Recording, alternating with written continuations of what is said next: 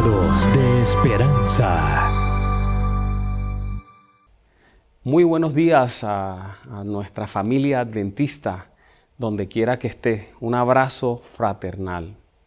Lo prometido es deuda, así que estamos aquí hoy para desarrollar el tema el Armagedón, la batalla final. Y vamos de una vez a meternos en este tema que requiere tiempo, atención y mucho cuidado. Un principio importante a tener en cuenta cuando se estudia el Apocalipsis es el que dice que todos los libros de la Biblia terminan en el libro del Apocalipsis. Es decir, el contexto global del último libro de la Biblia, del Apocalipsis, incluye los otros 65 libros de este manual sagrado. Las visiones del Apocalipsis están basadas la mayoría de las veces en las palabras e ideas del Antiguo Testamento. Lo hace de dos maneras, haciendo alusión directa a eventos del Antiguo Testamento o evocando el lenguaje de eventos del Antiguo Testamento. Cuando se estudia el tema del Armagedón, este principio es supremamente valioso. Se ha conjeturado mucho acerca de este tema. Está en boca de escritores, cineastas, investigadores, políticos, predicadores y, por supuesto, en la boca de los que predicen el fin de este mundo y la desaparición de la raza humana. Existen muchos problemas que suponen una amenaza para la supervivencia humana en la Tierra. Por ejemplo, el calentamiento global, la destrucción de la selva amazónica, que pone en riesgo el suministro de oxígeno para la Tierra.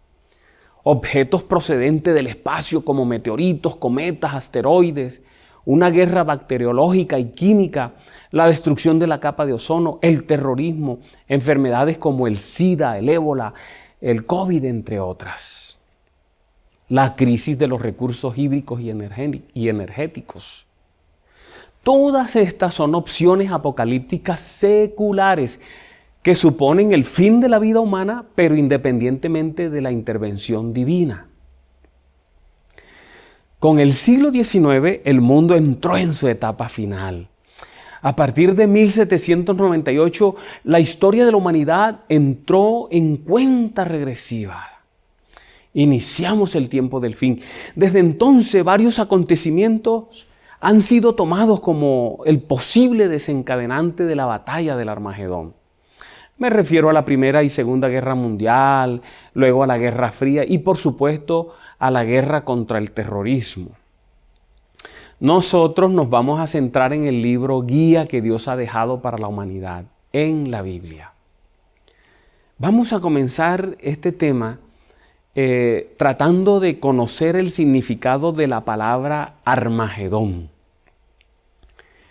El único lugar de la Biblia donde aparece la palabra Armagedón es Apocalipsis 16:16. En el marco de las 7 plagas, el tema que tuvimos la vez anterior. Ese pasaje expresa lo siguiente: y los reunió en el lugar que en hebreo se llama Armagedón. Ese nombre contiene la ubicación de la batalla final de la historia universal. Algo importante es que el mismo pasaje dice que es una palabra hebrea. En ese idioma hebreo la palabra es Har-Magedón, la cual ha sido puesta al español como Armagedón. Lo interesante es que si es una palabra hebrea, debería aparecer en el Antiguo Testamento que fue escrito en esa lengua. Pero ¿saben? No aparece. La manera de saber el significado de la misma es entendiendo que es una palabra compuesta, es decir, hay 2 palabras en ella, la palabra Har y la palabra Magedón. En hebreo existe la palabra Har, pero no existe la palabra Magedón. Har significa monte.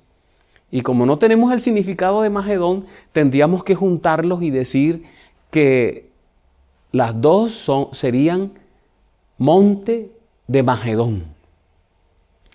El problema se resuelve cuando entendemos que los escritores del Nuevo Testamento normalmente citaban la Septuaginta, o sea, la Biblia griega, Es una traducción al griego del texto hebreo, de la Biblia hebrea.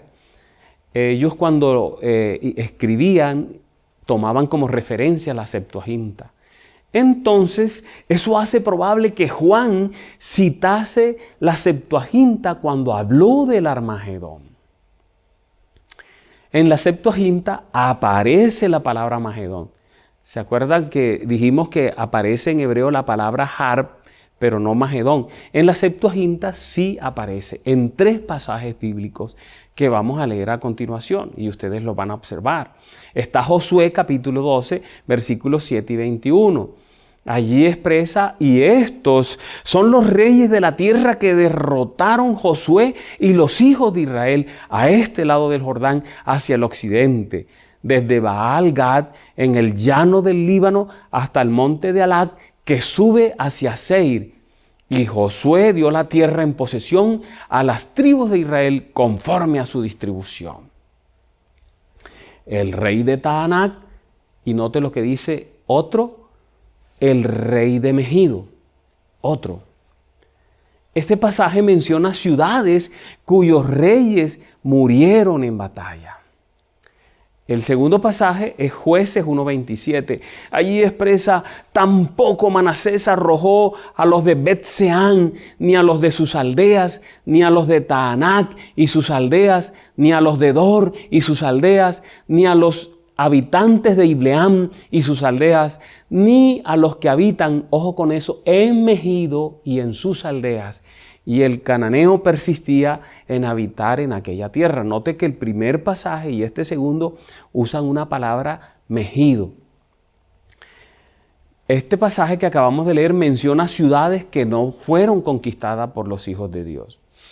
Ahora el tercer pasaje es Segunda de Crónicas 35:22.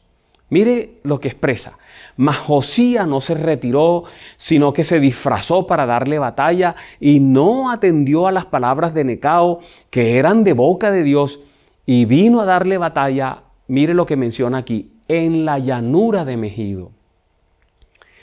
En estos 3 pasajes se obtiene algo muy importante. ¿Qué obtenemos? Primero, que Juan, al parecer, citó la Septuaginta y tradujo la palabra que aparece allí en griego, que es Megido, al hebreo y la convirtió en Magedón. ¡Oh! Interesante. La palabra Megido en griego fue tomada por Juan y pasada al hebreo y se convierte en la palabra Magedón. Megido se refiere a una ciudad, pero también hace referencia a la zona geográfica que rodeaba toda la ciudad. En otras palabras, Megido, una ciudad cananea en los bordes del valle de Jezreel, que se extendía entre Samaria y Galilea. Su ubicación era bastante estratégica. La llanura donde estaba ubicada fue a menudo un campo de batalla en la antigüedad y aún en tiempos modernos. Por ejemplo, en la antigüedad, Israel, dirigido por Débora y Barak, derrotaron a Sísara, según Jueces 5:19. También se llevó allí a cabo la lucha entre Josías y el faraón Necao. Eso está en Segunda de Crónicas 35:22. Hasta aquí tenemos un problema. Y es que la palabra Armagedón significaría monte de Megido. ¿Se acuerdan? Har, monte, y Megido es la palabra griega que en hebreos se convierte en Magedón. Megido era una ciudad, una llanura, pero no era un monte, porque noten el significado entonces de Armagedón sería monte de Megido, pero no existía un monte que se llamara Megido. Para poder interpretar el significado de la palabra tenemos que hacer uso de la simbología que es muy utilizada en Daniel y también en las profecías de Apocalipsis. Los textos que revisamos arriba dejan claro que el nombre Megido no se limitaba solo a la ciudad que tenía ese nombre, sino que abarcaba la zona geográfica. Toda la zona geográfica de influencia de la ciudad era afectada por ese nombre Megido. Los antiguos la usaban para referirse a otras cosas que se ubicaban dentro de esa zona geográfica. Por ejemplo, leímos en uno de los textos anteriores, el tercer texto que leímos, donde aparece la palabra Megido, leímos una expresión que es aguas de Megido, valle de Megido, ¿recuerdan? Lo leímos. Las aguas de Megido que aparecen en otro pasaje hacen referencia al río Cisón, porque no había un río que se llamara Megido. Había un río que se llamaba Cisón, pero que estaba ubicado dentro de la zona geográfica. Mírenlo en Jueces capítulo 5, versículo 19. Allí expresa: vinieron reyes y pelearon. Entonces pelearon los reyes de Canaán en Taanac, mírelo, junto a las aguas de Megido, mas no llevaron ganancia alguna de dinero. Otro elemento que tenemos que mirar es referente a las ruinas de la ciudad. Esas ruinas están situadas en un promontorio y desde allí se divisa toda la llanura de Jezreel. Dado que la ciudad estaba situada al pie de una cadena montañosa, que es la cadena del Carmelo, y se puede deducir entonces que el monte de Megido, al que se refiere Juan, es una referencia que él hace al monte Carmelo. ¿Cómo así van a decir ustedes? Sí, la ciudad de Megido estaba al pie de la montaña, de la cadena montañosa del Carmelo. Así que, así como se dice el valle de Megido, no había un valle que se llamase Megido, era el valle de Jezreel. Pero cuando se referían al valle de Jezreel, que estaba en la zona geográfica de Megido, se le llamaba el valle de Megido. También cuando se decía las aguas de Megido, para referirse al río Cisón. También, por supuesto, se puede decir el monte de Megido para referirse al monte Carmelo, porque está en la zona geográfica. Esto nos muestra, mis apreciados amigos y hermanos, linda familia, que Juan, cuando está escribiendo en Apocalipsis, evoca los eventos que ocurrieron en el monte Carmelo. Es decir, cuando él habla de la batalla del Armagedón, está pensando en la confrontación que hubo en el pasado, en la antigüedad, entre Elías y los profetas de Baal. Una confrontación para demostrar quién representaba la verdad y al verdadero Dios. Para referirse a la batalla final entre el bien y el mal, relatada entre los capítulos 12 al 20 del Apocalipsis. Para hablar de la batalla del Armagedón, Juan piensa en la batalla, en la confrontación que hubo en el monte Carmelo. La palabra Armagedón entonces, monte de Megido. La batalla que hubo en el monte de Megido, que era el monte Carmelo.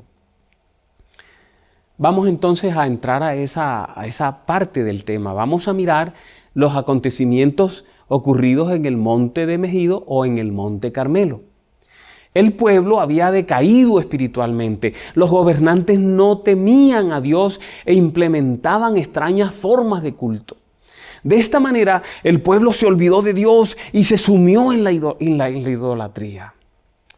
Un sistema religioso extraño fue impuesto por la asociación de la casa gobernante y el sistema sacerdotal idólatra, movidos por la influencia de una mujer malvada, Jezabel, ustedes lo recuerdan.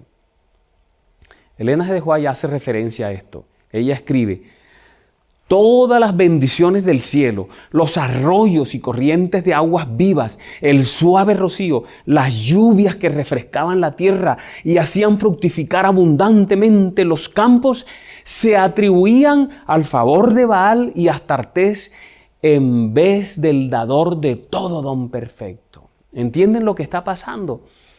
Todas las cosas buenas, en vez de atribuírselas a Dios, se las atribuían a dioses falsos, a Baal y a Astarté. Por eso Dios decide castigar lo que han puesto en lugar de Él, lo que le está robando la adoración. Note cómo lo registra la sierva de Dios. Por cuanto los adoradores de Baal aseveraban que los tesoros del cielo, el rocío y la lluvia, no provenían de Jehová, sino de las fuerzas que regían la naturaleza, y que la tierra enriquecida y hecha abundantemente fructífera mediante la energía creadora del sol, la maldición de Dios iba a descansar gravosamente sobre la tierra contaminada. Es decir, Dios iba a castigar lo que estaban usando mal, así como las plagas. Recuerdan, las plagas tienen una razón moral. Voy a hacer un resumen de lo que está ocurriendo hasta el momento. Estamos hablando de lo que pasó en el Monte Carmelo porque es lo mismo que va a pasar en la batalla del Armagedón. La iglesia y el Estado están asociados para imponer un culto, así como ocurrirá al final. Adoran al sol en lugar de Dios, así como ocurrirá al final. Toda la nación está rendida a la idolatría, como dice Apocalipsis, toda la tierra se maravilló detrás de la bestia. Hay una mujer malvada que ejerce influencia sobre el rey. Al final habrá una mujer llamada la gran ramera que ejercerá influencia sobre los reyes de la tierra, sobre los gobiernos. Se levanta un mensajero, Elías, así como habrá una iglesia predicando un mensaje verdadero al final. El mensaje que predica el pueblo de Dios es resistido en el pasado y también en el futuro. Entonces viene el castigo sobre lo que han usado mal. El sol los quema, hay sequía, así como al final habrá una plaga que hará que el sol caliente 7 veces. Están entendiendo todo, ¿verdad? Es interesante este asunto. Miren lo que dice Elena White. Pasó un año y aún no había llovido. Ya está el castigo de Dios en pleno apogeo. La tierra parecía quemada como por fuego. El calor abrasador del sol destruyó la poca vegetación que había sobrevivido. Los arroyos se secaron, los rebaños vagaban angustiados, mugiendo y balando. Había hambre, había sed, había desolación, había ruina. Pero a pesar de todo eso, se niegan a arrepentirse y buscan un culpable. Así como cuando hablamos de las plagas, caían las plagas y se negaban a arrepentirse. Y más bien le echaron la culpa de las plagas a otro. Aquí también buscan un chivo expiatorio. Elena de White lo registra. Ella escribió, sin embargo, aún frente a estas evidencias del poder de Dios, Israel no se arrepentía, ni aprendía la lección que Dios quería que aprendiese. No veía que el que había creado la naturaleza controla sus leyes y puede hacerlas instrumentos de bendición o de destrucción. Dominada por un corazón orgulloso y enamorada de su culto falso, la gente no quería humillarse bajo la poderosa mano de Dios y empezó a buscar alguna otra causa a la cual pudiese atribuir sus sufrimientos. Eso es Profetas y Reyes 91. Es por eso que se da un decreto de muerte, así como ocurrirá en el futuro. Jezabel, dice Elena White, se negó en absoluto a reconocer la sequía como un castigo enviado por Jehová. Inexorable en su resolución de desafiar al Dios del cielo y acompañada en ello por casi todo Israel, denunció a Elías como causa de todos los sufrimientos. ¿No había testificado contra sus formas de culto?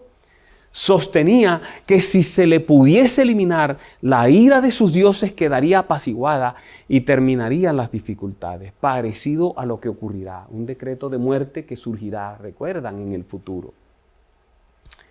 De esa manera, hermanos y amigos, se inicia una persecución contra el mensajero de Dios, contra Elías en este caso. Así será en el futuro. Mire, la sierva de Dios lo escribe de esta manera, instado por la reina, note que es la mujer la que insta al rey, instada por la reina, Acab instituyó una búsqueda muy diligente para descubrir el escondite del profeta. Envió mensajeros a las naciones circundantes, cercanas y lejanas, para encontrar al hombre a quien odiaba y temía, y en su ansiedad, porque la búsqueda fuese tan cabal como se pudiese hacerla, exigió a esos reinos y naciones que jurasen que no conocían el paradero del profeta, pero la búsqueda fue en vano. El profeta estaba a salvo de la malicia del rey cuyos pecados habían traído sobre la tierra el castigo de un Dios ofendido. Así como cuando caigan las plagas, Dios castigará la maldad del mundo, la idolatría del mundo, pero le echarán la culpa al pueblo de Dios. En el pasado hubo muertes en medio del pueblo de Dios cuando se decretó por Acab la persecución, instigado por Jezabel, una mujer malvada. Así lo registra el don profético. Frustrada en sus esfuerzos contra Elías, Jezabel resolvió vengarse matando a todos los profetas de Jehová que había en Israel. No debía dejarse a uno solo con vida. La mujer enfurecida hizo morir a muchos hijos de Dios, pero no perecieron todos. En el futuro, antes que se cierre el tiempo de gracia, morirán algunos hijos de Dios. Después que se cierre el tiempo de gracia, ninguno morirá. Así que después de 3 años de sequía, Elías es enviado con un mensaje final. Note que aquí viene la confrontación. Miren, se encuentra frente a frente el profeta de Dios con el poder gobernante. Hay un choque, es una confrontación. Entonces Elías hace el pedido para que ocurra una confrontación final. Pide que traigan a los profetas para hacer una confrontación. Se encuentran allí en el monte Carmelo, en el monte de Megido, toda la nación, pero del lado de la apostasía. Está el poder gobernante, el rey. Están los ejércitos del gobierno, que son los que le dan la fuerza y el poder a ese gobierno malvado. Están los falsos profetas, el poder religioso de la época. Y se encuentra el Hijo de Dios, Elías, el pueblo de Dios, representando la verdad y representando al Dios. Hay algo interesante. ¿Por qué la confrontación fue en el monte de Megido o en el monte Carmelo? El sitio de esa convocación y el propósito de la convocación, Elena White lo deja ver en uno de sus escritos. Ella dice: Elías eligió esta elevación como el lugar más adecuado para que se manifestara el poder de Dios, y note, y se vindicase el honor de su nombre. La confrontación antigua en el monte Carmelo o monte de Megido fue para vindicar el honor de Dios. Hay algo interesante que también se va a repetir, y es la aparente indefensión del profeta. Es como si el profeta estuviera solo y todos contra él. Elena de White escribe: frente al rey Acab y a los falsos profetas, rodeado por las huestes congregadas de Israel, estaba Elías de pie, el único que se había presentado para vindicar el honor de Jehová. Aquel a quien todo el reino culpaba de su desgracia se encontraba ahora delante de ellos, aparentemente, ojo, aparentemente indefenso en presencia del monarca de Israel, de los profetas de Baal, los hombres de guerra y los millares que le rodeaban. Pero Elías no estaba solo. Alabado sea el nombre de Dios, hermanos.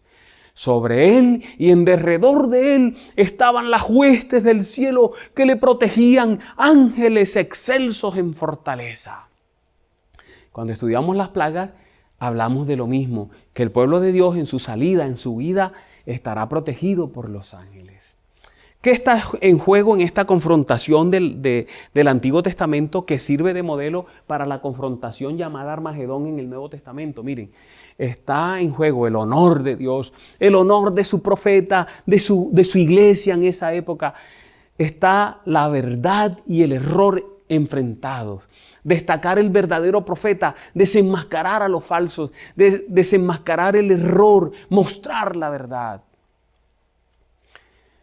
La sierva de Dios escribe algo interesante. Ella expresa: en el Carmelo, mientras Israel dudaba y vacilaba, la voz de Elías rompió de nuevo el silencio, diciendo: solo yo he quedado, profeta de Jehová, mas de los profetas de Baal hay 450 hombres.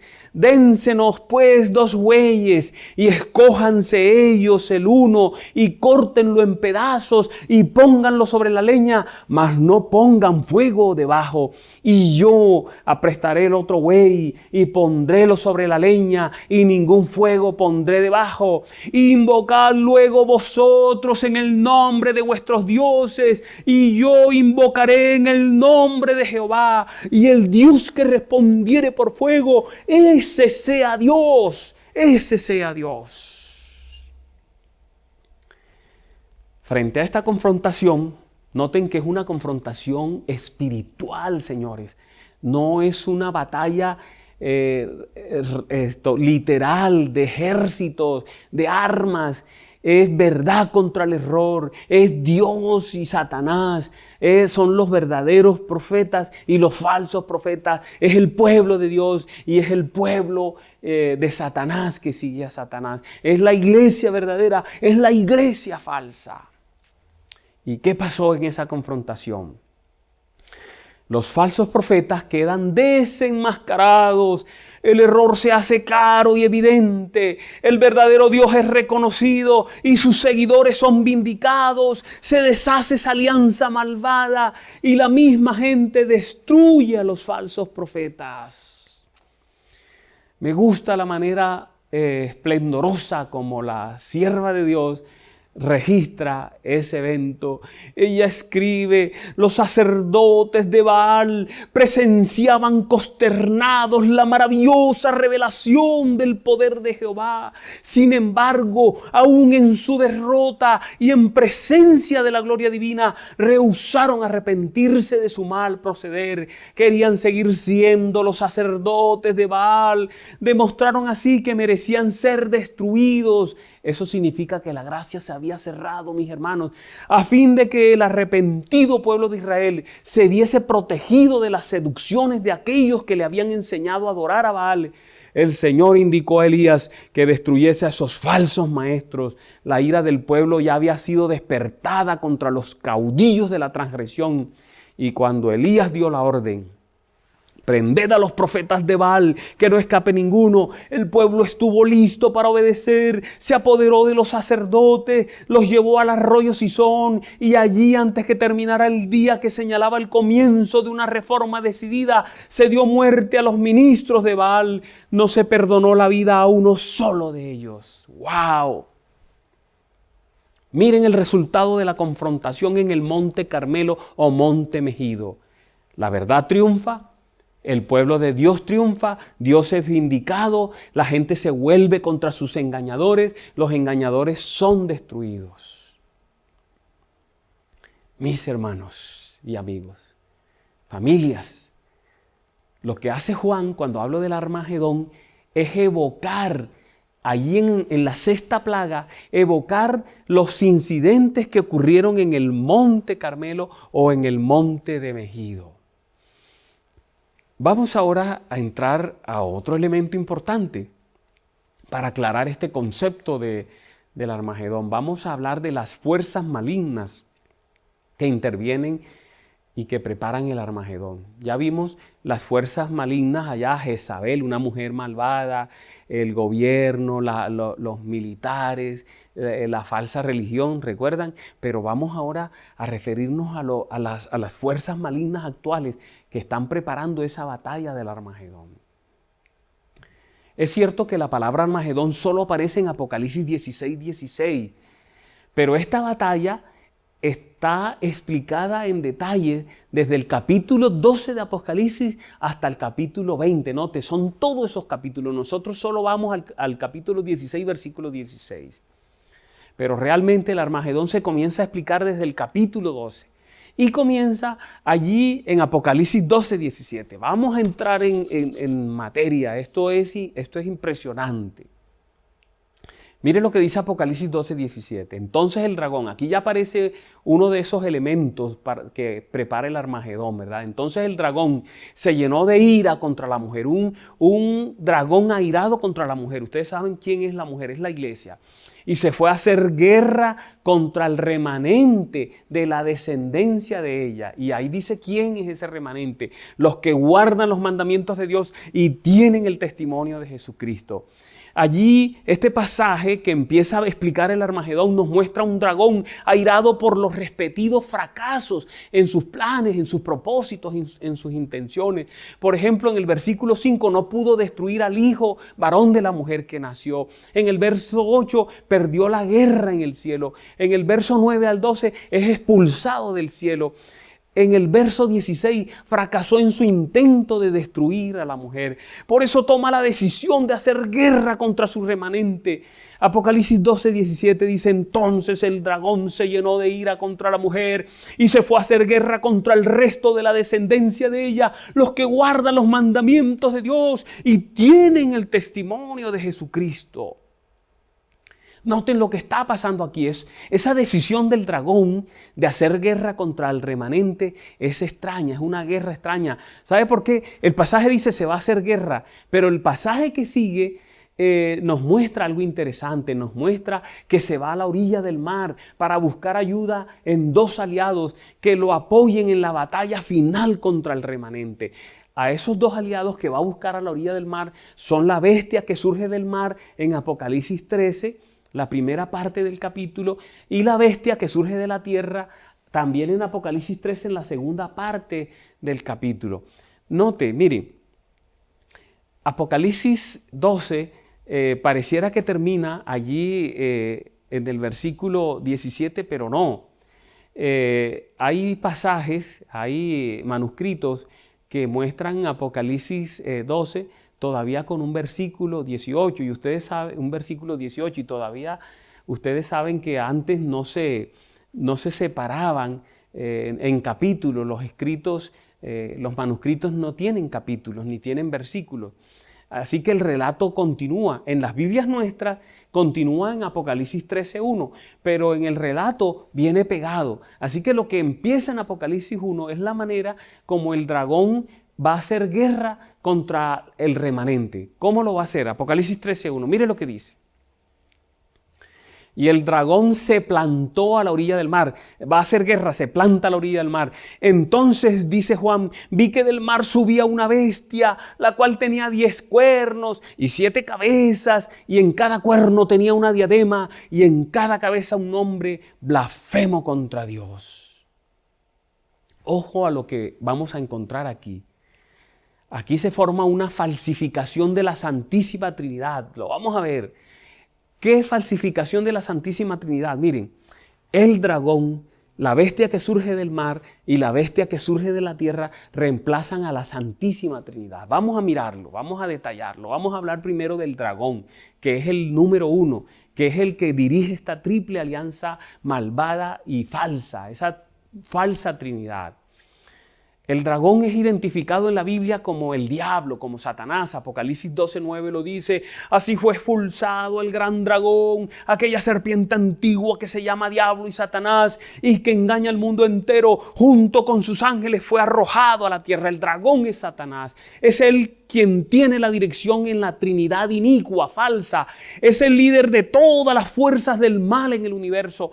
Y él comparte su autoridad con las otras dos bestias que fue a buscar a la orilla del mar. Es la falsificación del papel del Padre en la Santísima Trinidad. Miren la apariencia, es importante entender la apariencia. La apariencia del dragón, porque ustedes van a ver cuando hablemos de las bestias que una de las bestias se parece al dragón. Así como Jesús se parece al Padre. Vamos a mirar Apocalipsis 12:3. Y apareció en el cielo otra señal, un enorme dragón de color rojo, encendido, que tenía 7 cabezas, ojo, 7 cabezas, 10 cuernos y una diadema en cada cabeza. No olviden las cabezas y los cuernos y las diademas. ¿Por qué? Vamos a hablar ahora de la bestia que surge del mar. El dragón iba a hacer guerra contra el remanente y se fue a la orilla del mar para buscar ayuda. Primero en la bestia que surge del mar. Observe que la bestia que surge del mar es muy parecida al dragón. Vamos a Apocalipsis 13:1. Allí lo dice. Y el dragón se plantó a la orilla del mar. Entonces vi que del mar subía una bestia, la cual tenía 10 cuernos, igualita, 7 cabezas, igualita al dragón. Y en cada cuerno tenía una diadema igualita al dragón. Y en cada cabeza un nombre blasfemo contra Dios. Los voy a llevar al Nuevo Testamento, a los Evangelios, a Juan. Porque ustedes deben recordar que Jesús dijo, Juan 14:9, el que me ha visto a mí, ha visto al Padre. O sea, el que me ve a mí, ve al Padre. O sea, yo me parezco al Padre. Por eso decía el Señor Jesús a Tomás, ¿cómo puedes decirme, muéstranos al Padre? El dragón es la falsificación de Dios el Padre. Elena G. White lo dice, lo vamos a ver más adelante. Pero la bestia que surge del mar es semejante al dragón. Así como Jesús es semejante al Padre. Es como si la bestia dijera, el que ve a la bestia marina está viendo al dragón. La bestia que surge del mar, miren, recibe la autoridad del dragón, así como Jesús recibe la autoridad de su Padre. Apocalipsis 13:2. La bestia parecía un leopardo, pero tenía patas como de oso, fauces como de león. El dragón no te le confirió a la bestia su poder, su trono y su gran autoridad. La bestia marina tiene con el dragón la misma relación que Jesús tiene con el Padre. Esto nos sugiere que la bestia marina es la que reemplaza a Jesús en la falsa Trinidad. Mateo 28:18 nos dice, Jesús se acercó entonces a ellos y les dijo, se me ha dado toda autoridad en el cielo y en la tierra. El Padre le da la autoridad al Hijo. Y aquí el dragón le da la autoridad a la bestia marina. La bestia marina no solo falsifica el papel de Jesús, sino que también falsifica la muerte y la resurrección de Cristo. Nótelo, Apocalipsis 13:3. Así como Jesús murió y resucitó, la bestia marina muere y resucita. Una de las cabezas de la bestia parecía haber sufrido una herida mortal, pero esa herida mortal luego fue sanada y entonces el mundo entero, fascinado, se fue detrás de la bestia. Murió por la herida mortal, pero resucitó. La bestia marina tiene una muerte y una resurrección como la de Jesús. La bestia marina toma el papel de Jesús, el dragón el papel del Padre. La bestia marina,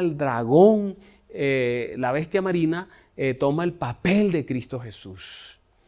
Apocalipsis 13:4 dice lo siguiente, miren, y adoraba al dragón porque había dado su autoridad a la bestia. También adoraban a la bestia y decían, ¿quién como la bestia? ¿Quién puede combatirla? Ustedes notan lo que está diciendo allí, como la bestia marina no hay nadie, o sea, es excelsa, es lo único. Ahí está reemplazando a Jesús. El nombre de Jesús, el que él recibe en Apocalipsis, es Miguel. ¿Y sabe qué significa quién como Dios? Pero aquí es la bestia marina la que está tomando quién como la bestia. ¿Notan?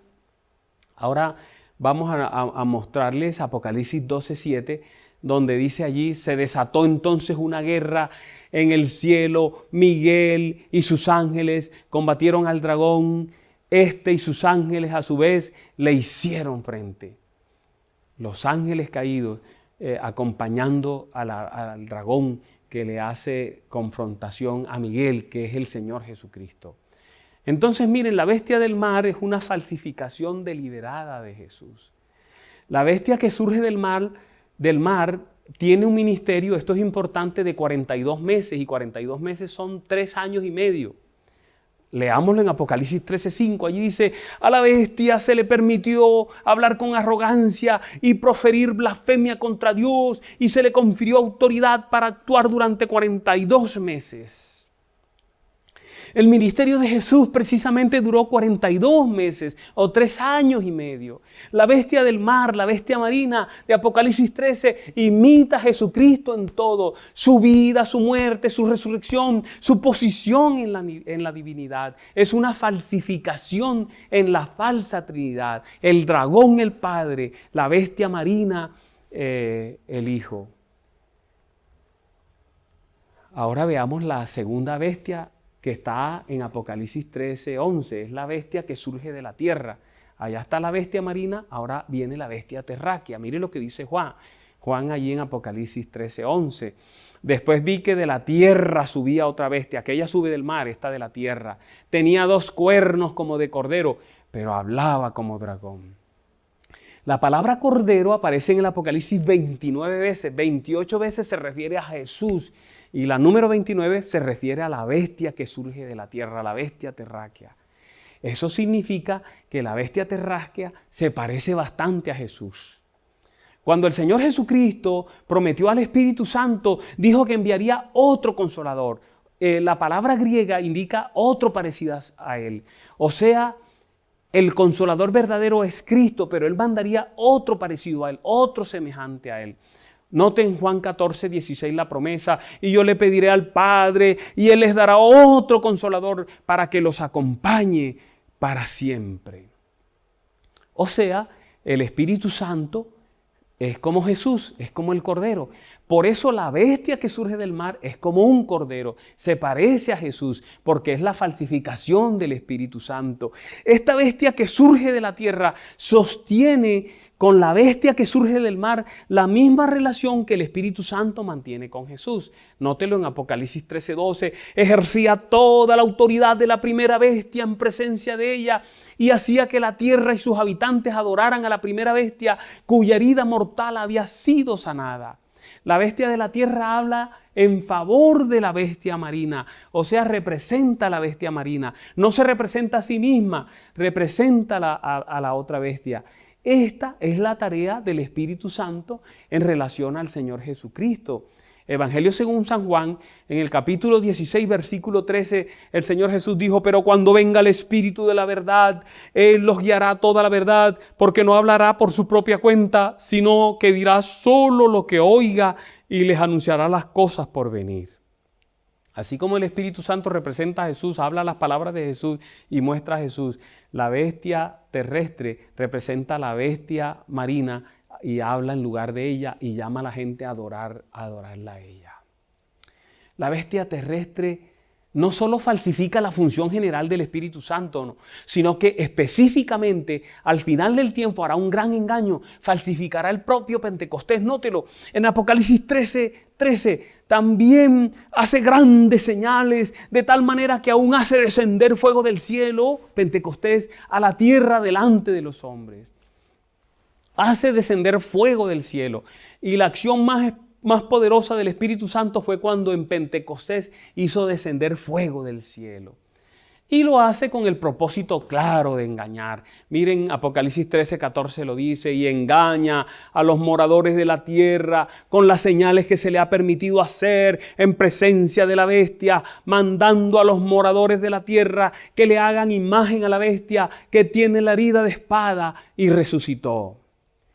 Aquí, mis apreciados, se está prediciendo un gran engaño final a escala mundial, en el que la Trinidad falsa ocupará el lugar de Dios y habrá un falso Pentecostés que confundirá a la gente en cuanto al Dios verdadero y a sus propósitos para los últimos días de la historia universal. Esto es de atención. Por eso, a continuación, hablaremos del gran engaño que habrá al final y que está asociado a la batalla del Armagedón.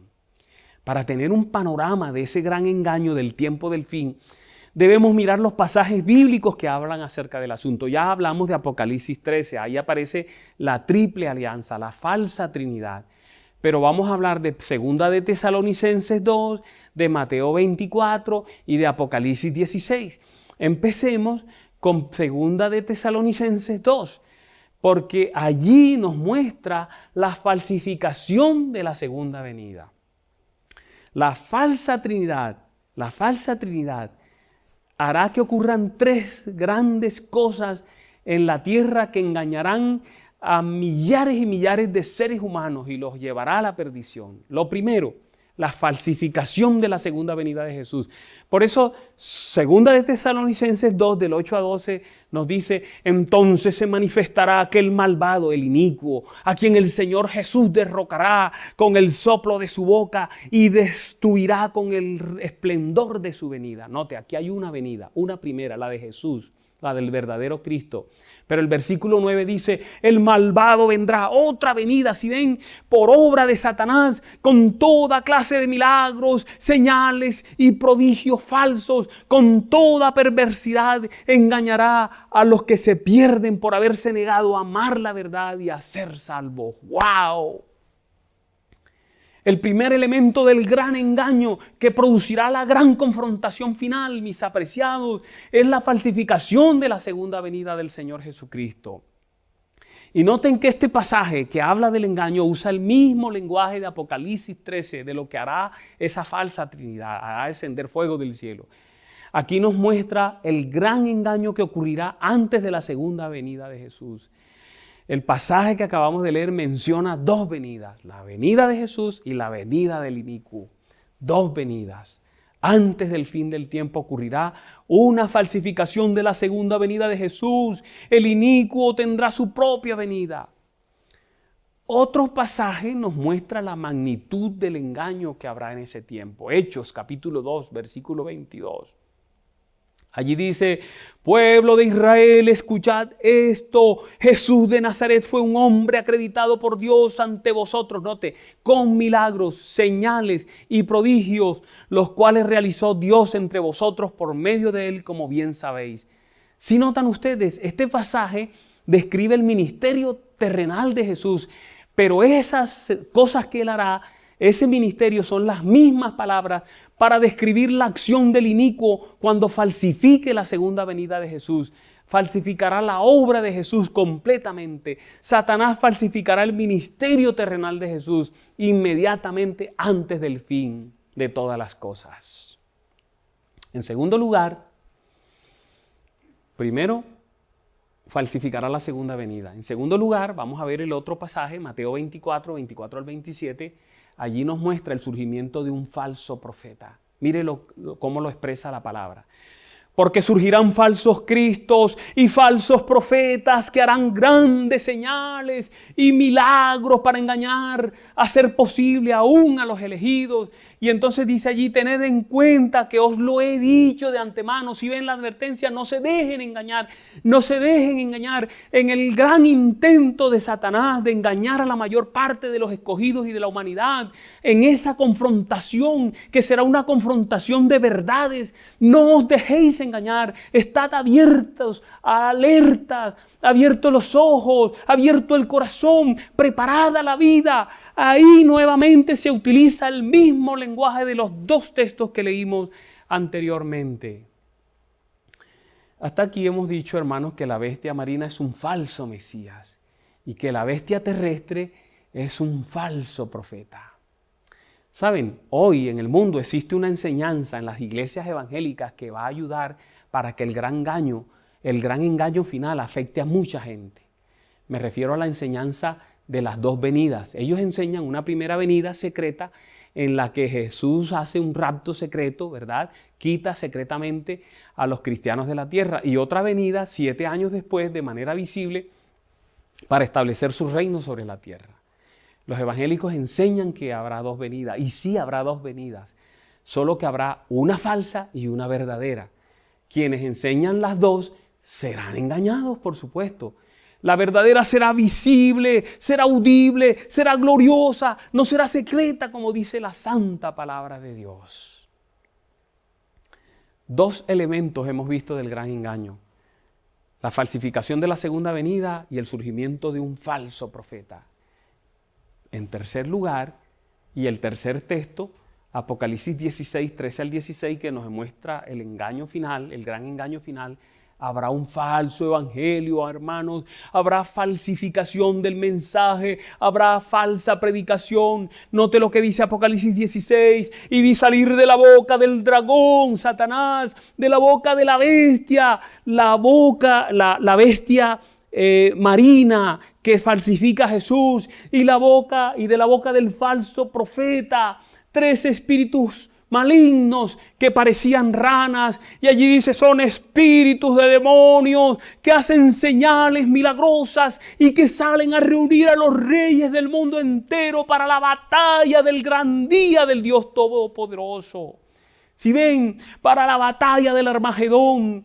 Pero ahí hay una advertencia. El versículo 15 dice: cuidado, vengo como un ladrón. Pero expresa: dichoso el que se mantenga despierto, con los ojos abiertos, la mente abierta, el corazón abierto, conservando su ropa, la ropa de la justificación de Cristo, no sea que ande desnudo y pase vergüenza por su desnudez.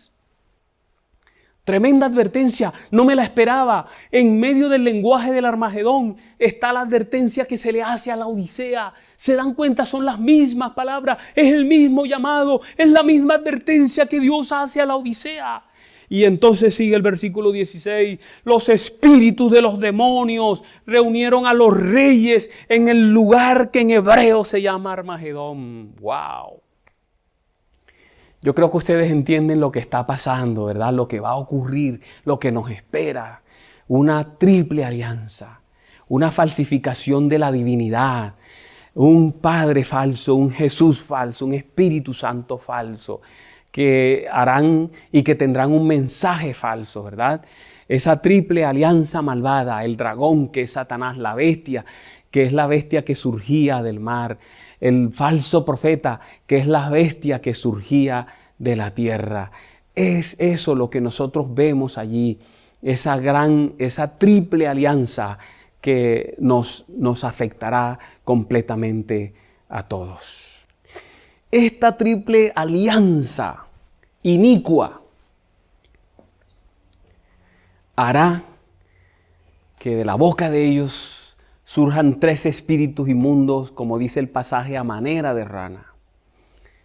Este lenguaje, ojo con esto, hermanos, presten atención a esto. Este lenguaje tiene que ver con las plagas que cayeron en el antiguo Egipto, cuando Moisés y Aarón fueron delante de Faraón para pedir la liberación del pueblo de Dios, para impresionar a Faraón a obedecer la orden divina. Ellos hicieron varias señales milagrosas, ustedes la recuerdan. El cayado de Moisés se convirtió en serpiente, el agua del Nilo se convirtió en sangre, surgieron muchas ranas, ¿lo recuerdan? Pero también recuerdan que los magos al servicio de Faraón imitaron cada una de esas señales, de esos milagros, y eso hizo que se endureciera el corazón de Faraón. Esta oposición retrasó los planes de Dios para liberar a su pueblo. Pero sí hay algo maravilloso, y es que la plaga de las ranas fue la última que los magos del Faraón pudieron imitar. Las ranas fueron el último engaño antes de la salida, antes de la liberación. Así que en la gran confrontación del Armagedón aparecen también las ranas para indicar ese pasaje que será el último gran engaño que habrá sobre la tierra, porque todo terminará, porque la liberación está cerca, porque el Hijo de Dios viene por su pueblo. ¿Quiénes son esos espíritus inmundos a manera de rana? Apocalipsis 16:14 dice que son espíritus de demonio. Vamos a leer el pasaje para que ustedes noten. Son espíritus de demonio que hacen señales milagrosas y que salen a reunir a los reyes del mundo entero para la batalla del gran día del Dios Todopoderoso. Predicando un mensaje falso, salen a buscar a los reyes de la tierra, a la gente de la tierra. Sabemos que los demonios son los ángeles malos, los ángeles caídos.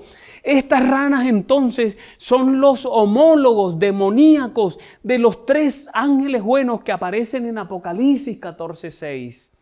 Los 2 grupos tienen una misión para llevar a cabo en el mundo entero. Por ejemplo, los ángeles buenos, los de Dios, el mensaje de los 3 ángeles, ¿recuerdan? De Apocalipsis 14:6. Luego vi otro ángel que volaba en medio del cielo y que llevaba el evangelio eterno para anunciarlo a los que viven en la tierra, toda nación, lengua y pueblo. Estos invitan al mundo a adorar a Dios, a reconocerlo como creador, a guardar el sábado, a prepararse para la hora del juicio, a obedecerlo. Pero hay una falsificación satánica, otros 3 ángeles, pero son espíritus de demonio. Lo dice Apocalipsis 16:14. Son espíritus de demonio que hacen señales milagrosas y que salen a reunir a los reyes del mundo entero para la batalla del gran día del Dios Todopoderoso. Invitan al mundo a adorar a la Trinidad impía. Al final, hermanos, será una lucha de Trinidad contra Trinidad, de 3 ángeles contra 3 ángeles. Habrá falsificación de la divinidad, falso evangelio, falsificación de la segunda venida. Todo esto nos impresiona a nosotros. Será una batalla entre 2 sistemas de verdad. Uno parecerá establecido científicamente, mientras que el otro será respaldado por la palabra de Dios. El mundo del futuro será un mundo lleno de personas que confían en los 5 sentidos, experimentarán milagros, señales y prodigios concebidos para convencer a todos para que acepten una falsificación del Dios verdadero. Pero ¿cuál? ¿Cuál es el propósito del gran engaño? Ya lo van a ver. Existen en el mundo 3 grandes grupos de personas en el tiempo final. Ahora existen y existirán al final 3 grandes grupos. Miren, el primer grupo, los que aman la verdad, ellos no van a ser engañados. En segundo lugar, el otro grupo, las personas que odian la verdad. Y el tercer grupo, las personas que no odian ni aman la verdad, son neutrales. Ese tercer grupo es el más grande, viven en la indecisión, no saben qué decisión tomar, no saben para dónde ir. El gran engaño escatológico obligará a tomar una decisión a la mayor parte de la gente de ese tercer grupo, aunque también algunas personas de los otros dos grupos tomarán decisión en favor de la alianza satánica, de la triple alianza satánica, de la falsa Trinidad. Seguir neutrales ya no será una opción válida. Todos tendremos que tomar una decisión y terminar en uno de los dos bandos. La sierva de Dios, Elena White, escribe algo muy interesante. Mire lo que ella dice. El acto capital que coronará el gran drama del engaño será que el mismo Satanás, se dará por el Cristo. Hace mucho que la iglesia profesa esperar el advenimiento del Salvador como consumación de sus esperanzas. Pues bien, el gran engañador simulará que Cristo habrá venido. En varias partes de la tierra, Satanás se manifestará a los hombres como ser majestuoso, de un brillo deslumbrador, parecido a la descripción que del Hijo de Dios da San Juan en el Apocalipsis. La gloria que le rodee superará cuanto hayan visto los ojos de los mortales. Y note cómo será engañada la gente. El grito de triunfo repercutirá por los aires. Cristo ha venido, Cristo ha venido, Cristo ha venido. Surtirá efecto el gran engaño. Elena White es clara diciéndote en qué va a consistir ese gran engaño. Ella dice: está cercano el tiempo en que Satanás hará milagros para confirmar en la gente la creencia de que Él es Dios. ¿Notan eso? ¿Notan? Todo el pueblo de Dios debe permanecer ahora en la plataforma de la verdad, tal como se presenta en el mensaje del tercer ángel. Todos los cuadros agradables, todos los milagros hechos se presentarán para que, si es posible, sean engañados aún los escogidos. La única esperanza para cualquiera es mantener con firmeza las evidencias que han confirmado la verdad en justicia. Pero hay una buena noticia, no tema. Elena White escribe: solo los que hayan estudiado diligentemente las Escrituras y hayan recibido el amor de la verdad en sus corazones serán protegidos de los poderosos engaños que cautivarán el mundo. Ahora, mis apreciados, vamos a hablar del Armagedón y la sexta plaga, porque acuérdense, la palabra Armagedón aparece dentro del relato de la sexta plaga. Allí aparece la palabra Armagedón. Apocalipsis 16:12 dice: el sexto ángel derramó su copa sobre el gran río Éufrates y el agua de éste se secó para que estuviese preparado el camino a los reyes del oriente. Aquí está la sexta plaga. Y la sexta plaga consiste en el secamiento del río Éufrates. Y este acto prepara el camino para los reyes del oriente, de acuerdo a lo que dice Apocalipsis. Es bueno hacer historia. El río Éufrates tenía una característica en la antigüedad. Pasaba por en medio del mismo centro de Babilonia, que era la capital de un viejo imperio. Ustedes lo recuerdan, ¿verdad? La Babilonia de Nabucodonosor. Entraba por debajo de las murallas, cruzaba la ciudad y salía por debajo de las murallas. Vamos a establecer lo que significa el río Éufrates en este texto. Es simbólico porque estamos hablando del futuro.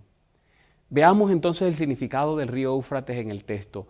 El mismo libro explica con claridad el significado del río Éufrates en el texto. Note lo siguiente, vamos a ver una serie de pasajes importantes, no pierda el hilo.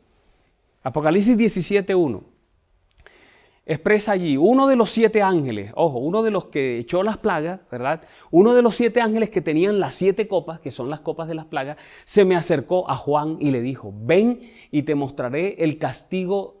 Mire quién aparece aquí, de la gran prostituta o de la gran ramera. Y note la característica de esta mujer, que está sentada sobre muchas aguas.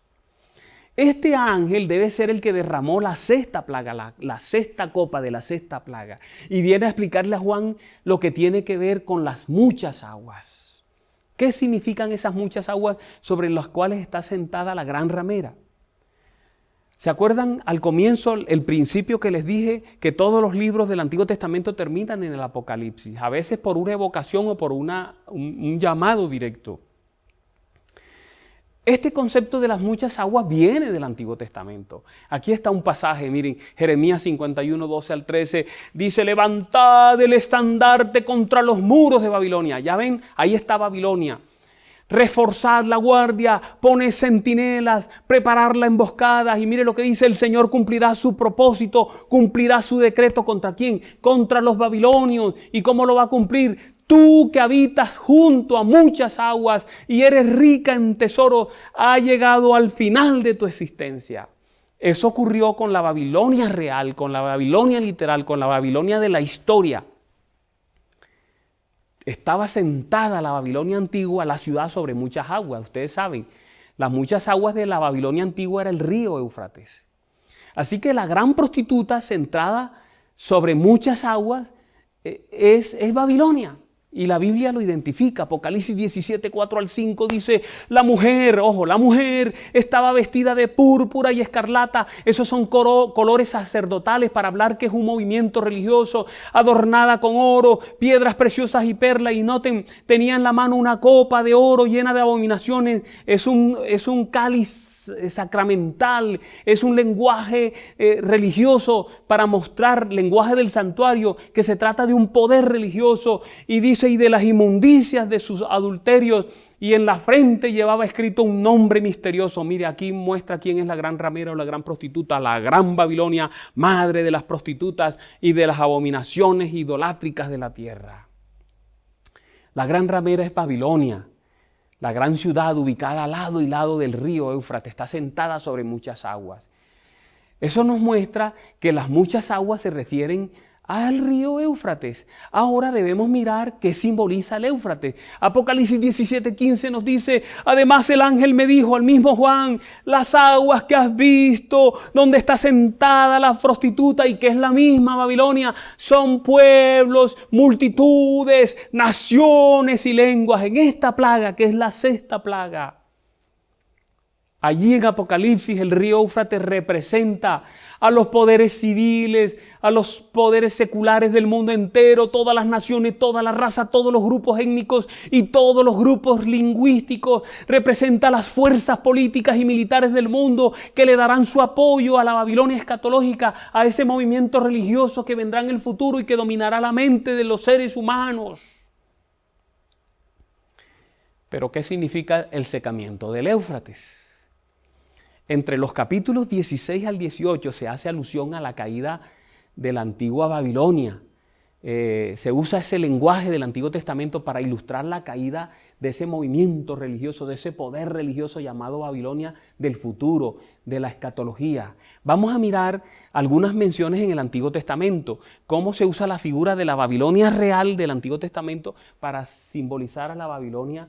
Babilonia significa confusión, a la confusión religiosa, que confundirá a muchos, que engañará a muchos. Vamos a ver qué dice el Antiguo Testamento. Jeremías 50, 33 en adelante. Dice: el Señor Todopoderoso, Israel y Judá son pueblos oprimidos. Eso dice Dios. Sus enemigos los tienen apresados. O sea, el pueblo de Dios está apresado. No los dejan en libertad. Pero note, va a venir un Redentor, pero su Redentor es fuerte, su nombre es el Señor Todopoderoso, con vigor defenderá su causa, traerá a la paz a la tierra, pero a Babilonia traerá el terror. ¿Ven? Babilonia tiene atrapado al pueblo de Dios y Dios lo va a liberar, y para eso traerá terror a Babilonia. Aquí muestra que la caída de Babilonia antigua era parte del plan de Dios para liberar a su pueblo. De esa manera Dios, para liberar a su pueblo, inicia un ataque contra todo lo que sostiene a Babilonia. Miren el relato de cómo Dios va derribando todo lo que sostiene a Babilonia. Jeremías 50, 35 al 36 dice: muerte a los babilonios.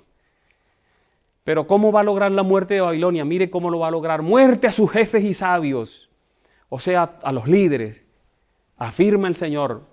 Pero algo más: muerte a sus falsos profetas. ¿Se dan cuenta? Había un falso profeta. Muerte a sus falsos profetas, que pierdan la razón. Muerte a sus guerreros, el apoyo militar. que queden aterrorizados.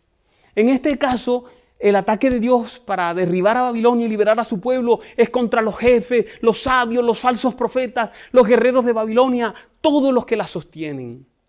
Y hay algo más, miren, Jeremías 50:37, muerte a sus caballos y carros, muerte a sus mercenarios, que se vuelvan como mujeres, muerte a sus tesoros, que sean saqueados. Ahí nos muestra que será un ataque contra los recursos que le dan la fuerza a Babilonia, los recursos militares y los recursos financieros. Pero hay algo más.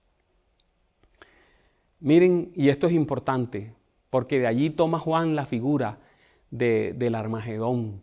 Muerte a sus aguas, ¿sí ven?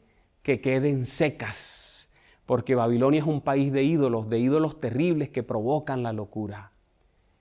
Aquí el ataque de Dios es contra una de sus mejores defensas, el río Éufrates. ¿Sabe por qué? Porque el Éufrates para Babilonia era un símbolo de todos los recursos que le daban fuerza, todos los guerreros, todos los dineros, todos los jefes, todos los tesoros.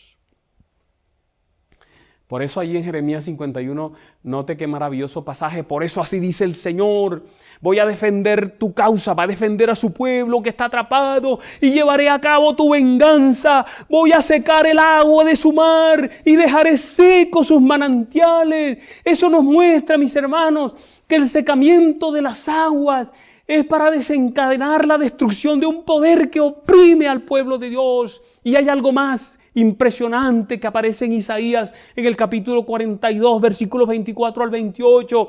Así dice el Señor, tu Redentor, quien te formó en el seno materno. Yo confirmo la palabra de mis siervos y cumplo el consejo de mis mensajeros. Yo digo que Jerusalén será habitada, que los pueblos de Judá serán reconstruidos y que restauraré sus ruinas. Yo mando que se seque lo profundo del mar y ordeno que se sequen sus corrientes. Y note quién será el libertador. Yo afirmo que Ciro es mi pastor y dará cumplimiento a mis deseos. Dispondrá que Jerusalén sea reconstruida y que se repongan los cimientos del templo. Alabado sea el nombre de Dios. Mire qué profecía tan impresionante. Fue dada 150 años antes de que se cumpliera. 150 años antes Isaías profetiza la caída de Babilonia, profetiza la venida de Ciro, que vendría del oriente, los reyes del oriente. Y dice que las puertas estarían abiertas en Babilonia, que su pueblo entonces sería libertado, sería reconstruido. ¡Wow! Miren Isaías 45:1. Noten qué pasaje tan maravilloso. Así dice el Señor a Ciro. Y mire la palabra que usa para referirse a él. Su Mesías, su ungido, a quien tomó de la mano derecha para someter a su dominio las naciones y despojar de su armadura a los reyes, para abrir a su paso las puertas y dejar abiertas las entradas. Ciro, el rey de Medo y Persia, junto con Darío, vinieron del oriente. Ellos eran los reyes del oriente en la antigüedad. Vinieron con sus ejércitos como Dios lo mandó 150 años antes. Secaron el río Éufrates que entraba por debajo de la muralla. Lo desviaron a una laguna y se metieron a Babilonia. Y las puertas no estaban cerradas. Y entonces se tomaron a Babilonia, la destruyeron. Y después Ciro le dio la libertad al pueblo de Dios. ¡Wow! ¿Qué representa eso? El río Éufrates. Hermanos, hoy, hablando de la Babilonia de hoy, la Babilonia, ese poder religioso que hará una alianza, que utilizará el espiritismo para engañar al mundo y a los reyes de la tierra. El río Éufrates hoy representa los poderes civiles y seculares del mundo entero, representa a las fuerzas militares de la nación y a los políticos del mundo que van a apoyar esa triple alianza satánica, a la falsa trinidad que se opone contra Dios y contra su pueblo. Lo recuerdan, los mencioné cuando hablé de las grandes fuerzas que preparan el Armagedón, el dragón que es Satanás, la bestia que es el poder religioso dominante y un falso profeta que es Estados Unidos con todas las religiones dominicales, el protestantismo apóstata.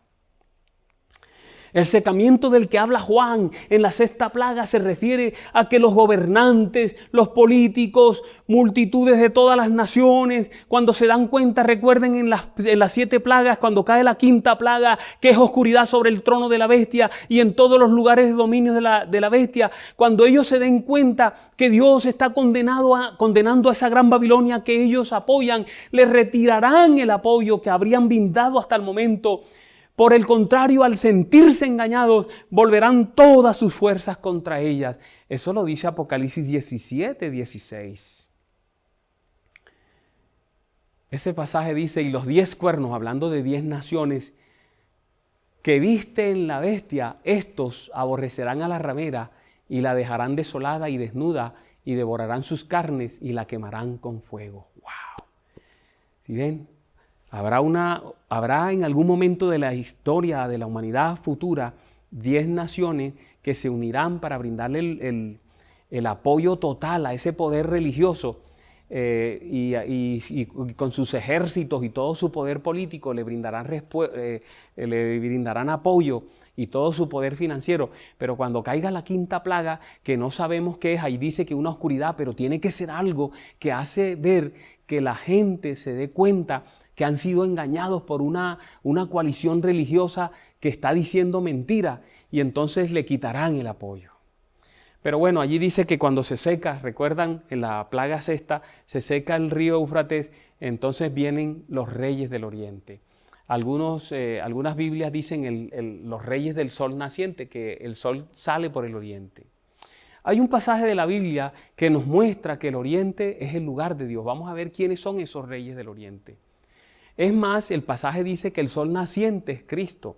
Está en Lucas 1, 76, 78, dice, y tú, hijito mío, serás llamado profeta del Altísimo, porque irás delante del Señor para prepararle el camino, darás a conocer a su pueblo la salvación mediante el perdón de sus pecados, gracias a la entrañable misericordia de nuestro Dios, así nos visitará desde el cielo el sol naciente.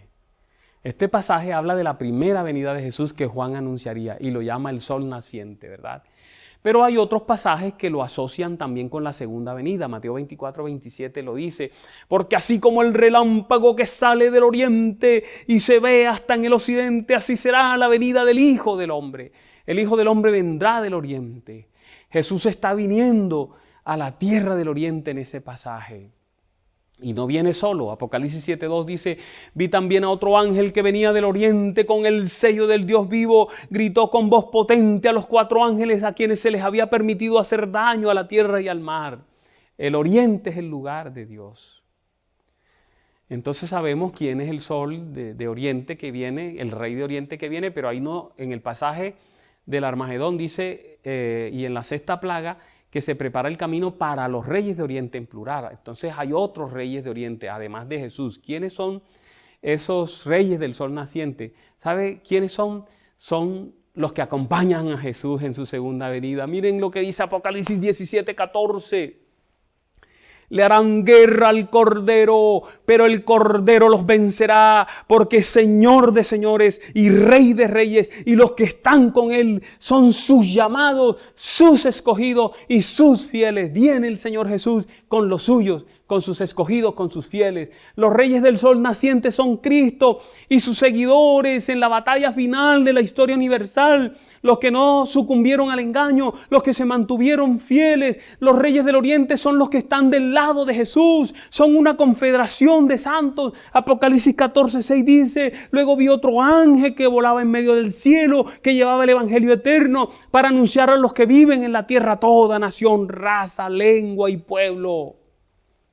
Toda esa gente son los reyes del oriente que vienen, que estarán allí en ese momento final. En Apocalipsis se le llama de muchas maneras. Se le llama el remanente en Apocalipsis 12, los 144,000 en Apocalipsis 7, la gran multitud en Apocalipsis 7, 9 al 12, los que velan y guardan sus vestiduras, Apocalipsis 16, 15, se les denomina llamados, elegidos, fieles, seguidores en Apocalipsis 17, 14. Así que, hermanos, después de toda esta ilustración, vamos a ver en qué consiste la batalla del Armagedón. Amén. Vamos a ver. Hasta aquí hemos dicho que surgirá un inesperado eje del mal internacional cuando las instituciones religiosas del mundo encuentren una causa común y logren persuadir a los poderes políticos y económicos del mundo para que apoyen su causa. Ya dijimos que el Éufrates representa el poderío secular mundial en las esferas económicas y políticas unidas en su servicio para esa Babilonia, para esa gran ramera, para la prostituta escatológica, el movimiento religioso que surgirá en el futuro. Babilonia y el Éufrates representan unidos el eje del mal del tiempo del fin. Aprendimos que los reyes del sol naciente representan a Cristo y a su pueblo en la batalla final. Así que el Armagedón, aunque es presentado en un lenguaje militar y por eso han hecho películas y siempre se habla como de una cuarta guerra o tercera guerra mundial, no se refiere a una guerra literal, se refiere a una confrontación espiritual. La iglesia recibe en la Biblia la orden de batallar con armas espirituales. Por ejemplo, en Apocalipsis 16, que es impresionante este pasaje visto en conjunto, del 14 al 16, dice: son espíritus de demonio, hablando de los 3 ángeles falsos que hacen señales milagrosas y que salen a reunir a los reyes del mundo entero para la batalla del gran día del Dios Todopoderoso, para el Armagedón. Pero ahí en ese pasaje, el versículo 15 que sigue y 16, miren lo que expresa. En el corazón de un mensaje apocalíptico está la clave para la interpretación de lo que es el Armagedón. Mire lo que dice el versículo 15. Cuidado, dice, vengo como un ladrón, dichoso el que se mantenga despierto con su ropa a la mano, no sea que ande desnudo y sufra vergüenza por su desnudez. Notan lo que está diciendo allí el Señor Jesús es: viene el Armagedón, viene una confrontación que es espiritual, que son 2 verdades que se confrontan sábado y domingo, un mensaje falso, un mensaje verdadero, una iglesia falsa, una iglesia verdadera. Entonces dice allí: alerta, manténganse alerta, no se duerman, no estén desnudos, vístanse de la justicia de Dios, porque ya vengo, porque es el final, porque ya no habrá nada más, porque ahí estaré yo y vengo a recoger a los míos. Entonces mire lo que dice el versículo 16, 14, 15 y 16. Entonces los espíritus de los demonios reunirán a los reyes en el lugar que en hebreo se llama Armagedón. ¿Ven? Los 3 espíritus logran con su mensaje reunir a los reyes de la tierra, a muchas religiones, a muchos movimientos espirituales, los unen. ¿Ven? Note cómo en medio de un lenguaje militar se hace una invitación espiritual. Esta invitación aparece en el Nuevo Testamento varias veces, asociada a la segunda venida de Jesús. Esas mismas palabras las puedes ver en Mateo 24, 42, en Lucas 12, 37, en Primera de Tesalonicenses 5, del 1 al 6. Es una advertencia a no dejarnos engañar por los grandes engaños que surgirán, falsificación de la segunda venida, un reavivamiento espiritual falso, ¿verdad? El descenso de fuego del cielo, un falso Pentecostés. La batalla del Armagedón, hermanos y amigos, es una lucha por la mente de los seres humanos, por la mente de esos 3 grupos que mencionamos. Recuerdan, los que aman la verdad, los que la odian, los que ni la aman ni la odian. Es el intento de Dios ya por lograr la mayor cantidad de hijos suyos, y es el intento de Satanás para lograr engañar a la mayor cantidad de personas. El papel de los justos, entonces, en el conflicto final, es mantenerse espiritualmente despiertos, tuyo y mío. Ese es nuestro papel, porque no sabemos cuándo vendrá nuestro Señor. El Armagedón tiene que ver con la proclamación final del Evangelio en el contexto de los grandes engaños y de las grandes persecuciones del tiempo del fin. Y la tarea del pueblo de Dios, la tarea del remanente durante la batalla final de la historia universal, es mantenerse en alerta en lo que tiene que ver con sus actitudes, sus pensamientos, su comportamiento. Permanecer fieles frente al engaño, a la presión, a la persecución. Se armarán 3 grandes confederaciones, hermanos, al final de la historia del mundo. Cuando esto ocurra, alerta, póngase alerta. La primera confederación es la de los santos. Cuando se predique el fuerte clamor, entonces los fieles hijos de Dios del remanente, los fieles hijos de Dios que vendrán de las diferentes confesiones religiosas, los que vienen del grupo de indiferentes que tomarán su decisión con el fuerte clamor, esa gran confederación religiosa de Dios. pero habrá una confederación política en la cual los poderes civiles y seculares harán una unión social, secular, militar y política para dominar el mundo al final de la historia. Es una especie de Naciones Unidas, algo parecido a las Naciones Unidas que le brindará apoyo a la Confederación Religiosa Mundial. La Confederación Religiosa Mundial, llamada Babilonia, un conglomerado de religiones, personas e instituciones religiosas que se unen contra el Señor y contra su pueblo. Incluye instituciones religiosas no cristianas más importantes que son dominicales, instituciones religiosas cristianas y otras no cristianas. En el capítulo 16 y 17 del libro de Apocalipsis nos lleva adelante a la batalla espiritual más decisiva de todos los tiempos, la batalla del Armagedón. Es una lucha por la mente, ya lo dijimos. Hasta este momento la mayoría de los habitantes de la tierra no se han comprometido con ninguno de los bandos en esa polarización religiosa mundial.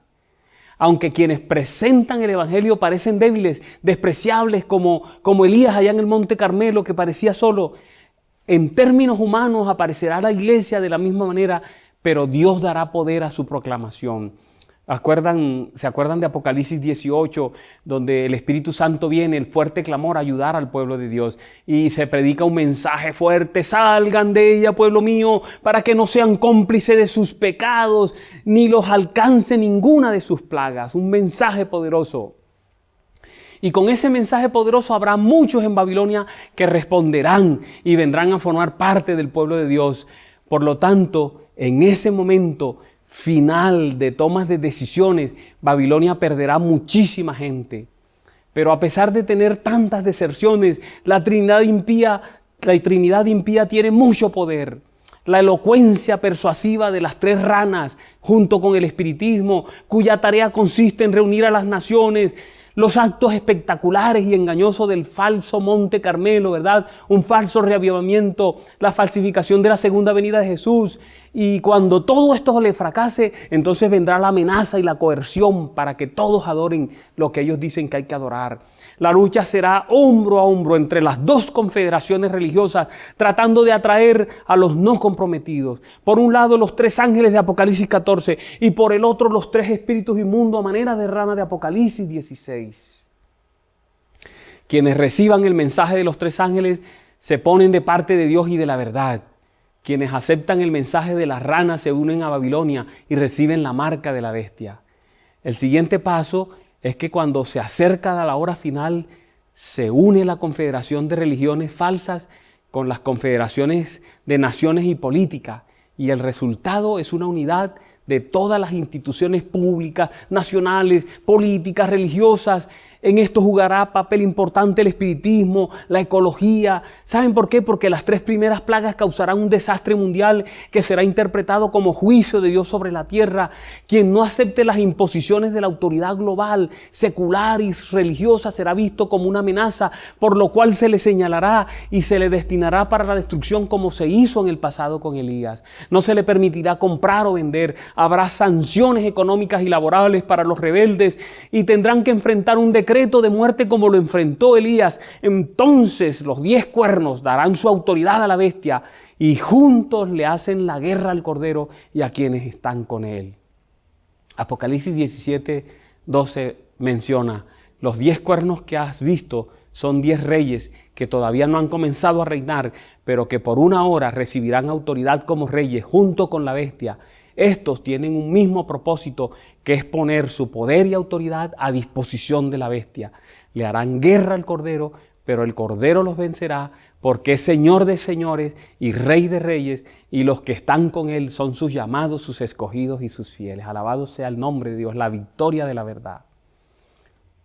Entonces, mis apreciados hermanos, Dios comienza a obrar, se elimina toda restricción para que sean soltados los 4 vientos sobre la tierra y el mundo entrará en un caos total. Se termina el tiempo de gracia, no de manera arbitraria, sino porque ya cada quien ha hecho su elección escuchando a los 3 ángeles de Dios o a los 3 espíritus inmundos a manera de rana. Cada quien se afirma en su elección y entonces el pueblo de Dios es sellado. Y a continuación, las potencias religiosas y políticas del mundo dirigen un ataque final contra el remanente utilizando todo su poderío, con un decreto de muerte. Y es cuando Dios interviene a favor de los santos. Retira su consentimiento a esa unidad mundial del poderío satánico, deseca el río Éufrates, sembrando desconfianza y enemistad entre la confederación política y la confederación religiosa. De esa manera las potencias que se oponen al pueblo de Dios se fragmentan. La unidad política llega a odiar a Babilonia más que al mismo remanente. Las fuerzas policiales retiran su apoyo a Babilonia y se levantan contra ella. Los habitantes del mundo se dan cuenta que han sido engañados y se van contra Babilonia. Cuando Babilonia queda desenmascarada como un fraude espiritual, los mismos poderes de los que dependía para extender su esfera de influencia espiritual la aniquilan. Apocalipsis 17:16 lo dice. Este pasaje expresa: los 10 cuernos y las bestias que has visto le cobrarán odio a la prostituta, causarán su ruina y la dejarán desnuda, devorarán su cuerpo y la destruirán con fuego. Las diversas entidades religiosas que componen Babilonia en el tiempo del fin entonces se separan. Cada una coge por su camino. Una vez que su engaño es desenmascarado, cada quien se va por su camino. La unidad total del mal universal se va abajo rápidamente, se resquebraja. Entonces se inicia la segunda venida de Jesús. En esta fase del conflicto final perece cuanto queda de la Trinidad impía y de la confederación política o secular. Entre los medios empleados en la ejecución divina se encontrará el granizo gigante. Recuerdan que hablamos de la 7ª plaga, fuego, la espada que sale de la boca del jinete. Y entonces vendrá la resurrección, la transformación, la traslación y se iniciará el milenio. Alabado y glorificado sea Dios, quien ama a su pueblo y lo liberará para llevarlo a vivir con él 1000 años. ¿Se acuerdan cuando hablamos del juicio? Para juzgar a los ángeles caídos y a todos aquellos que no se arrepintieron nunca. Este tema, mis hermanos, está ligado con el de las 7 plagas. Por eso yo les recomiendo que ustedes vayan de nuevo allí a YouTube, ¿verdad? Recuerdan el canal Edgar Redondo Ramírez, o vayan al canal nuestro de Esperanza TV Colombia, y vas a encontrar allí todos los temas que hemos predicado durante la cuarentena. Vuelve a ver el tema de las plagas y luego ves este tema del Armagedón juntos. Tanto el tema de las plagas como el Armagedón nos muestran el inmenso amor de Dios por su pueblo. Debemos mantenernos fieles a Dios, estudiando su palabra, cumpliendo nuestra misión, revisando permanentemente nuestras vidas para mantenernos en sintonía con nuestro amoroso Padre Celestial, pendiente de los tiempos, pero con plena confianza en la protección divina. Nuestra fidelidad de hoy será la que nos sostendrá mañana. Mi fidelidad de hoy me sostendrá mañana. Tu fidelidad de hoy te sostendrá mañana, mi apreciado hermano. Que el Dios de los cielos nos bendiga ampliamente. Quiero colocar esta bendición sobre nuestra iglesia. Jehová te bendiga y te guarde. Jehová haga resplandecer su rostro sobre ti y tenga de ti misericordia. Jehová alce sobre ti su rostro y ponga en ti paz. Oro, Dios poderoso, gracias por las verdades de tu palabra. Qué maravillosa es tu palabra.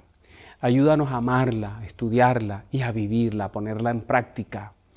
Bendice a tu iglesia, cuídala, protégela, guárdala siempre y redímela, Señor.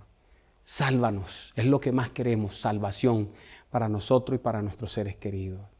Derrama bendiciones abundantes sobre tu iglesia donde quiera que esté, bendiciones materiales para subsistir, las bendiciones que tienen que ver con el cuerpo, salud, Señor, protección para la salud de tus hijos y por encima de todo, las bendiciones espirituales que nos permitan morar contigo por la eternidad. Lo pedimos y agradecemos en el nombre de Cristo Jesús. Amén. Amén.